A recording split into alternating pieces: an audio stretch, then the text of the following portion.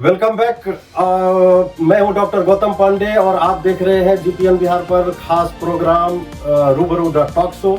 आज इस talk show में हमारे साथ हमारे खास मेहमान हैं कांग्रेस पार्टी के पूर्णिया जिला अध्यक्ष श्री विजेंद्र प्रसाद यादव जी। तो चलिए अब हम अब चलते हैं पार्ट 2 की तरफ। विजेंद्र जी, आपका फिर से एक बार स्वागत है हमारे प्रोग्राम में। आपके चैनल को और हमारे दर्शक को बहुत बहुत धन्यवाद।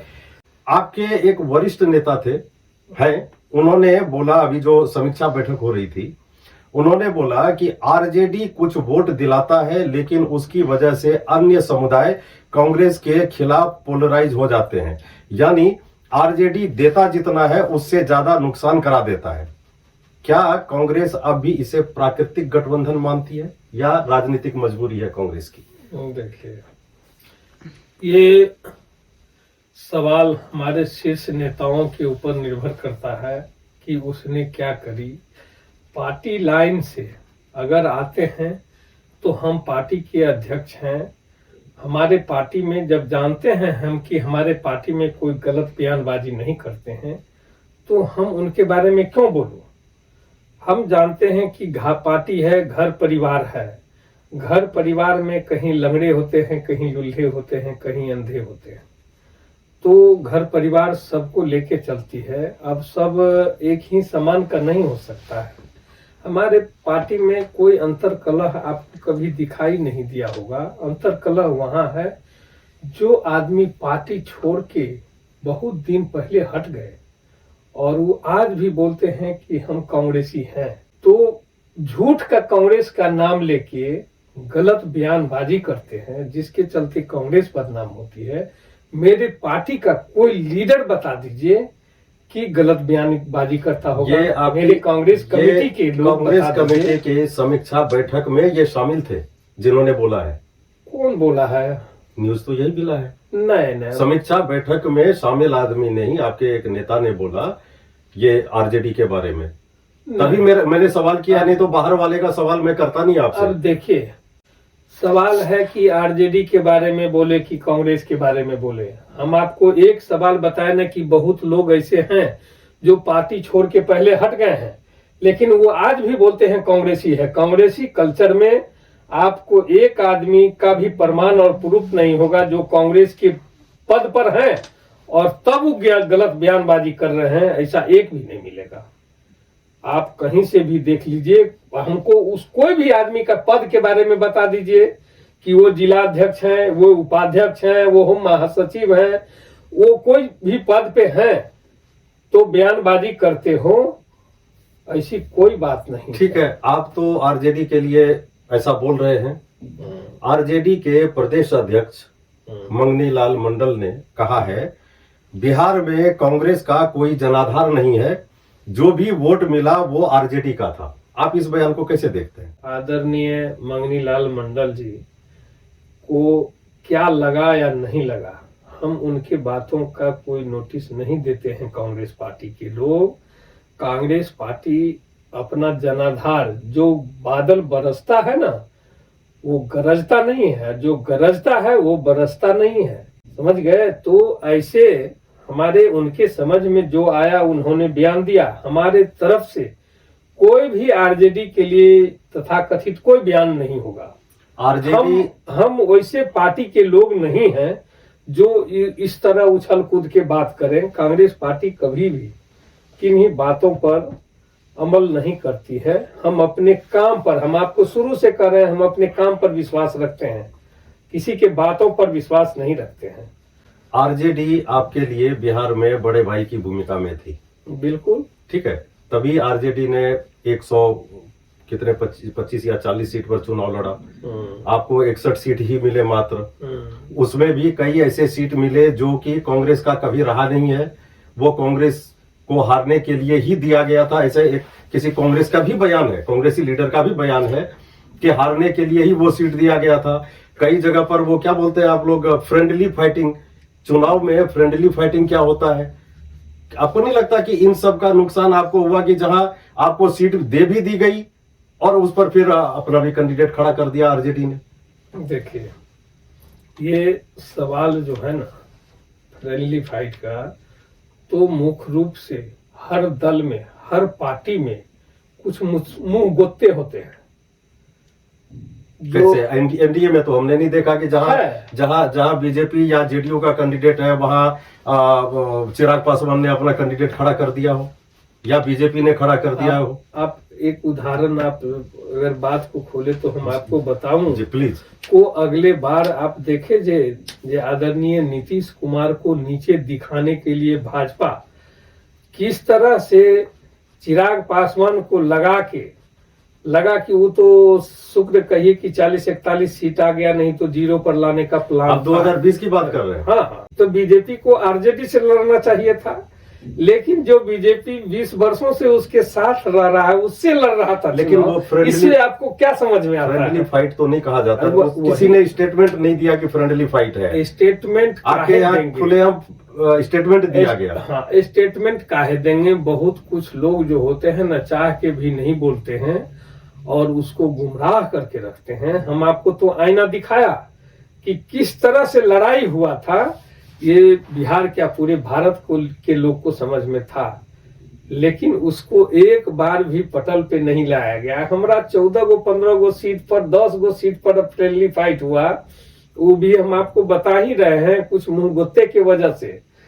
नहीं तो कांग्रेस पार्टी हम लोग सबको लेके चलने वाले पार्टी हैं, इसलिए नहीं तो हम लोग भी नाक के बाल की तरह खींच के हटा दे सकते हैं, लेकिन हम लोग संभलने का मौका किसको हटा दे सकते हैं? आरजेडी को नहीं, अपने पार्टी में जो खिलाफ बोलते हैं। अच्छा। लेकिन हमने उसको फिर समझने का मौका देते हैं। जैसे विधानसभा में कोई प्रत्याशी आज हार गया लेकिन अगले बार जीत जाता है, लेकिन लोग कहता है इसको मत दो, ये हार गया है। लेकिन जो रिहल सेहल करके आता है ना, जीतता वही है। फिर नया को उतारिए, नए फिर वही करना पड़ेगा, शुरुआती दौर से करना पड़ेगा। फिर शुरुआती दौर से करना रेवंत पड़ेगा। रेड्डी के लिए क्या कहेंगे आप? रेवंत रेड्डी के लिए क्या कहेंगे आप अपनी पार्टी की तरफ से? पूर्णिया के आप जिला अध्यक्ष हैं, रेवंत रेड्डी के स्टेटमेंट पर क्या कहेंगे आप कि उन्होंने भगवान के ऊपर जो कुछ भी बोला है? अच्छा, एक बात बताइए, रेवंत रेड्डी के बारे में तो आप पूछे, अभी जो झोगी झोपड़ी हटाया जाता है, आप अपने चैनल माध्यम से पहले बीजेपी जेडीयू वाले आएंगे तो उनसे जरूर पूछूंगा। नहीं, हम आपको याद दिला देते हैं। हाँ। आप देखे होंगे कि बजरंगबली मंदिर को शंकर भगवान को रस्सा लगा के और ट्रैक्टर में खींच रहा है, वो पूछा जाएगा। नहीं, ये देखे हैं कि नहीं? हाँ यार, बिल्कुल, हम मानते हैं आपकी बात को, तो वो पूछेंगे उनसे। अभी यही तो मेन चीज है ना सर। हम आपसे आपके बारे में पूछ रहे हैं कि आप उस स्टेटमेंट को कैसे देखते हैं। अच्छा, आप दूसरे पर दोष निकाल रहे हैं। यही सवाल मेरा पिछले एपिसोड में था कि अपनी गलती कब देखिएगा आप? अब हम अपनी गलती क्या देखेंगे? क्या कहते हैं आप उसके ऊपर? उसके ऊपर देखिए कि कोई भी आदमी का व्यक्तिगत आजादी हम आपको पहले बोल चुके हैं। तो इसका मतलब हम अपना धर्म, कांग्रेस पार्टी है सर, वो कांग्रेस पार्टी के चीफ मिनिस्टर हैं वो। तो इसमें जो कांग्रेस पार्टी का जो टॉप लीडर है, उनको इसके ऊपर कुछ न कुछ वक्तव्य तो देना चाहिए था कि ये सही है या गलत है। नहीं तो पब्लिक तो यही समझ लेती है, वोटर यही समझ लेता है आपका कि जो चीज उन्होंने बोला, अगर राहुल गांधी ने या सोनिया गांधी या प्रियंका गांधी ने इसका खंडन नहीं किया, इसका मतलब पूरी कांग्रेस पार्टी का यही विचार है, यही विचारधारा है कांग्रेस पार्टी की। इस पर हम आपसे सफाई मांग रहे हैं। कोई ऐसा विचारधारा नहीं है। जैसे कभी कभी एक समय की बात आई थी, आलू से सोना उगाया जाता है। जी सुने थे? जी, सुना था। तो उसमें जैसे आप अभी न्यूज चैनल दिया गया था, उसको पूरा नहीं दिखाया गया था। वो पूरा नहीं दिखाया। तो वो रेड्डी जी, जैसा कि हमको जो संज्ञान आया है, जो समझ में आता है कि इसके पहले और कोई उसका शब्द था, उस शब्द को हटा दिया गया। आप उन रेड्डी साहब से हम चाहेंगे कि आप एक बार डायरेक्ट मुखातिब हों। हम आपको उनका नंबर उपलब्ध करा देंगे। उनका यही रिसोर्सेस है और यही कहावत है कि पहले भी हम कुछ बोले थे, उस बात को हटा दिया गया और उस बात को मैंने जोड़ दिया गया। इसलिए हम लोग, कोई भी आदमी जो धर्म को मानने वाले हैं, वो किसी का भी धर्म हो, चाहे अल्लाह का हो या कृष्ण भगवान का हो या चाहे जिनका भी हो, हम लोग सब धर्म को मानने वाले लोग हैं। हमको किसी से काहे भगवान से विरोध रहेगा? वो आपके लिए भगवान है तो मेरे लिए भी भगवान है, हम क्यों विरोध करूं? कांग्रेस पार्टी का ये कल्चर नहीं है। हमारे राहुल गांधी, आपको मैं बता रहा हूं कि जिस दिन देश में टकटकी निगाह से जनता देख रही है कि ये प्रधानमंत्री बने और जनताओं का मूड है कि प्रधानमंत्री के रूप में उसको देखना चाहते हैं, लेकिन एन केन प्रकारेण उसको सही, इसलिए कि सच्चा लोग है इसलिए सही जगह पर जाने नहीं दिया जा रहा है, बाय जबरन रोका जा रहा है। लेकिन जिस दिन वो चले गए तो शायद भारत के धरती पर एक इतिहास लिखा जाएगा कि ये व्यक्ति कितना पढ़ के और क्या करके आया, इनका क्या मिशन था जो इतना बड़ा काम ये भारत के लिए किया। ये चीज आज भी टकटकी निगाह से भारत के लोग देख रहा है उनको, इसमें कोई शक नहीं है। यही सवाल मैंने कुछ और कांग्रेस लीडर से, कुछ आरजेडी के लीडर से भी मैंने पूछा था। जब आप इलेक्शन में आते हैं तो जनता को आप कोई ठोस आइडिया या ठोस मॉडल क्यों नहीं देते कि मेरी सरकार आएगी तो मैं ये काम करूंगा, 2500 रुपया दूंगा या 1000 दूंगा या 1200 दूंगा, ये मायने नहीं रखता है। आपने 30 साल 40 साल आपने राज किया बिहार में, 15-20 साल लालू जी का भी राज रहा, आरजेडी का, बिल्कुल ठीक है। इतने सालों में बिहार की क्या स्थिति हुई वो भी आप जानते हैं। अभी ये 11 साल में क्या बिहार की स्थिति हो रही है ये भी आप जानते हैं। मैं इसका आकलन नहीं कर रहा हूँ, मैं आकलन नहीं कर रहा हूँ, ये जनता कर रही है आकलन, ठीक है। आज इंफ्रास्ट्रक्चर तो बना हुआ है, पहले क्यों नहीं बना था इंफ्रास्ट्रक्चर, ठीक है। आज आप क्राइम की भी बात उठाते हैं, लेकिन आज के क्राइम में और पहले के क्राइम में कितने का अंतर है ये भी जनता देखती है। आप इस पर क्या कहेंगे? इस पर हम आपको बताते हैं कि आप जितना काम कांग्रेस पार्टी के रीजन में हुआ, अगर स्कूल भी कहीं निर्माण हुआ तो कांग्रेस पार्टी का देन है, अगर सुई भी बना है तो कांग्रेस पार्टी का ही देन है, ठीक है। स्कूल से हम डायरेक्ट सुई पर गए, बीच में कितने चीज है इसको छोड़ दीजिए, ठीक है, वो आपको समझ में आ गया होगा। आज के डेट में भी हम आपको क्या बताएं कि जनता टकटकी निगाह से देख रही है कि किस दिन राहुल गांधी प्रधानमंत्री बने, सच्चाई यही है। और बीच में जितने भी सरकार आई गई, खास करके एनडीए की सरकार, इतना दिनों में आपको कुछ नहीं मिला होगा। आप एक चीज समझिए कि हम जब गांव गए थे तो गांव में लादूगर में लोग पूछा था कि भैया आप लोग भी थाली पीटे थे क्या पूर्णिया में? हम कहले कि जे हम तो नहीं पीटे थे, तो हम लोग तो पीट चुके हैं। जिस हिसाब से आप लोग कहते हैं कि ले आया जाता है या वोट चोरी होती है, मुझे याद है तभी मैं बच्चा ही था, तभी वोट नहीं डालता था मैं। जब इलेक्शन होता है वहां पे होता था उस टाइम पर, तो हमारे चौक पर हमको याद है एक आदमी आया कोई, तभी राजीव गांधी की सरकार थी उस समय, वो आदमी सारंगी पर गाना गाता था। वो उसका गाना था कथी ल चिंता करे छो राजीव जी, बड़ा मजा बूथ चोरी में। तभी बूथ चोरी होती थी, बूथ लूटता था, बूथ लूट के सरकार बनाए, जिन डकैती हो रही है, लेकिन जिन तो निकलता था ना, आप भी जानते हैं। तो ये सब तो देखिए राजनीति का एक अलग पहलू है, लेकिन आप उस हिसाब से कांग्रेस पार्टी क्यों नहीं? अभी राहुल गांधी के आपने बोला कि टकटकी लगाए बैठे हैं, आपको पता है राहुल गांधी जो रिपोर्ट आ रही है 95-96 इलेक्शन वो हार चुके हैं अपने रीजन में, है ना। तो आखिर क्यों नहीं प्रधानमंत्री मटेरियल क्यों नहीं बन पा रहे हैं राहुल गांधी?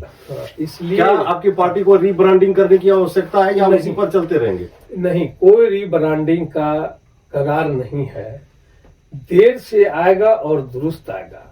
आपने बोला ना कि ये चोरी और संज्ञान को लिया, आप जान लीजिए कि आज जो ये न्यूज चैनल चल रहा है, आज जो ये मोबाइल चल रही है, पहले लोग को कहीं जाना पड़ता था, अब घर बैठे सब कुछ। यह हमारे आदरणीय स्वर्गीय राजीव गांधी का देन है, सभी मानते हैं इस बात। तो हमारे सरकार में जो आदमी प्रधानमंत्री बने तो उसका कुछ न कुछ देन है। हाँ बिल्कुल है, लेकिन भाजपा में कोई भी ऐसा प्रधानमंत्री का कोई चीज देन दिखा दीजिए तो हम समझ लेंगे देन वही है। आज जैसे हम प्रमाण और प्रूफ दिए न कि स्वर्गीय राजीव गांधी का देन है ये मोबाइल, स्वर्गीय इंदिरा गांधी का ये चीज, स्कूल कॉलेज सुई धागा, आदरणीय मनमोहन जी का जो दिया हुआ है सब आपके सामने में है।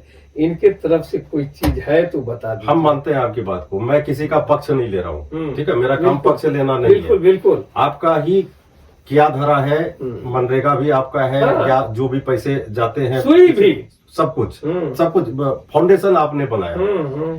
लेकिन ये बात भी तो सही है कि जब दिल्ली से 1 रुपया आता था तो 15 पैसा पहुंचता था, अभी 1 रुपया आता है तो 1 रुपया पहुंचता है। ये काम तो किया है एनडीए सरकार ने, मोदी सरकार ने, पहले इसको मानेंगे कि नहीं? पहले आप सुन लीजिए ना, हमारे आदरणीय प्रधानमंत्री, स्वर्गीय प्रधानमंत्री का कहना था कि पंचायती राज व्यवस्था हम लोग लागू किए थे, ये जान रहे हैं। बिल्कुल। और उनका कहना था कि 1 रुपया भेजते हैं, अगर 50 रुपया भी पहुंच जाता तो जनता थै हो जाता। बात सही है, लेकिन पहुंचता नहीं था। हाँ 50 रुपया पहुंचता था। 1 रुपया में 15 पैसा पहुंचता था, ये राजीव जी का कहना है। अरे बाद में वो 50 रुपया तक आया।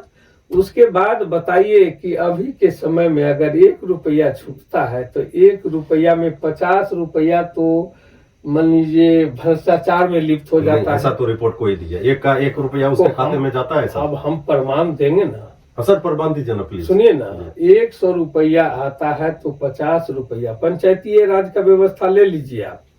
आप चले जाइए ब्लॉक, आप चले जाइए अनुमंडल, जो लूट खसोट देखिएगा आप देख लीजिएगा। ऐसे सुनिए ना, ये कुदाली लेके अच्छे अच्छे लोग को खड़ा करके जियो टैग करके उसके अकाउंट में पैसा गिराया जाता है। सरजमी पर जिस दिन जाइएगा ना, उस दिन मालूम होगा कि अब ये 1 रुपया जो भेजते हैं उसमें 1 पैसा भी जनता को नहीं मिलती है।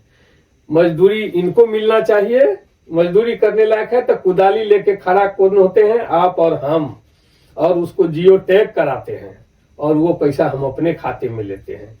तो सिस्टम यही है। आप इसको सच्चाई से देखिए, कभी मैंने ग्राउंड लेवल पे जाइए तो आपको पता चलेगा। हम पंचायत समिति भी रहे हैं, मुखिया भी रहे हैं।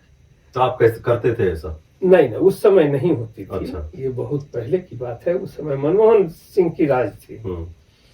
कुछ दिन भी रहे इनका राज, क्या कहते हैं, मोदी जी का। उस समय भी हम जनप्रतिनिधि थे, तो हम देखे हुए हैं कि भ्रष्टाचार किसको कहा जाता है।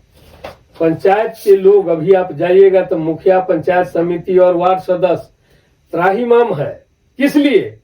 कि सरकार से गाइडलाइंस बन के आता है ये, लेकिन वहां के अधिकारी कहते हैं नहीं, ये नहीं, ये करना होगा। आप ब्लॉक चले जाइए या नहीं तो मेरे साथ चलिए। मैं मानता हूँ भ्रष्टाचार तो है, इसमें कोई शक नहीं है, नहीं, चरम सीमा है। किसी एमएलए, किसी मंत्री को बोलने का हिमाकत नहीं है, किसी लीडर को, अध्यक्ष को बोलने का हिमाकत नहीं है। हम लोग ऑपोजिशन के हैं, हम लोग लड़ने वाले हैं, मरने वाले हैं, इसलिए हम लोग सब दिन बोलते रहते हैं। आज भी बोलेंगे और कल भी बोलेंगे। हम लोग लड़ने वाले हैं, हम लोग लड़ाई पर विश्वास रखते हैं। वो लोग पार्टी के लोग हैं, वो लोग नहीं ना बोलेंगे। आप ग्राउंड लेवल पर जाइएगा ना तो आपको हकीकत मालूम होगी। आप डीलर के यहाँ जाइएगा तो डीलर के यहाँ जो अनाज मिलता है वो 5 किलो में सुदृढ़ 5 किलो नहीं है। सच्चाई है। कभी आप लोग ग्राउंड लेवल का रिपोर्ट लेके और इसका सर्वे कीजिएगा तो पता चलेगा कि कांग्रेस पार्टी अच्छा या भाजपा अच्छा। तो आपको भी लगेगा आप भाजपा ही हैं, लेकिन आपको लगेगा कि निश्चित रूप से कांग्रेस पार्टी एक नींव थी और नींव पर काम करती थी, बल्लभबाजी पर नहीं और धरातल से उठ के नहीं। ये सच्चाई है। बहुत बहुत धन्यवाद आपका। तो दोस्तों, ये थे हमारे आज के मेहमान कांग्रेस जिला अध्यक्ष श्री विजेंद्र प्रसाद यादव जी। हमने इनसे कई तरह के सवाल पूछे और इन्होंने बेबाकी से और पुरजोर तरीके से तथ्यों के साथ अपनी पार्टी का इन्होंने पक्ष रखा। अब आप ये बताएं कि आप इनके जवाब से सहमत हैं या नहीं है, ये आप कमेंट में लिखकर हमें जरूर भेजिएगा।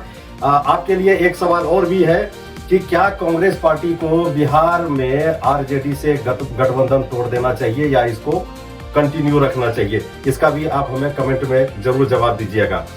तो दोस्तों, अगर ये वीडियो आपको पसंद आया तो वीडियो को लाइक कीजिए, शेयर कीजिए और चैनल को सब्सक्राइब करना ना भूलिए। और thank you very much GPN Bihar देखने के लिए। मिलते हैं एक नए एपिसोड में एक नए मुद्दे के साथ और एक नए मेहमान के साथ। Thank you very much. Thank you.